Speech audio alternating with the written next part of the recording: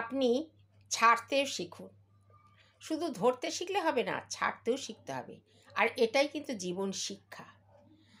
দেখুন, সে কর্মক্ষেত্রে হোক, সংসার ক্ষেত্রে হোক বা সম্পর্কের ক্ষেত্রে হোক, ছাড়তেও শিখতে হয়। কারণ এমন কিছু ব্যাপার থাকে, সেই সময় কিন্তু ছাড়ার প্রয়োজন থাকে। দেখুন, ছোট্ট একটা উদাহরণ দিই। কর্মক্ষেত্রেই বলুন, আপনার কেরিয়ার, আপনি আর একটা বেটার কেরিয়ার পেয়েছেন, কিন্তু সেখানে আপনি ভাবছেন এইটা যদি ছেড়ে যাই, ওখানে গিয়ে যদি আমি সফল না হই, এই যে ভাবনাটা, এই ভাবনাটা কিন্তু আপনাকে পিছিয়ে দেবে। তাই ছাড়তেও শিখতে হবে। আবার একটা ছোট্ট উদাহরণ দিই। আজ আপনি শাশুড়ি, আপনার বৌমা এসেছে, সংসারটা তার হাতে তুলে দিন। সংসারটাও আপনাকে ছাড়তে হবে, কারণ তাকে তো শিখতে হবে। আপনি তো আগলে রাখতে পারবেন না সারা জীবন।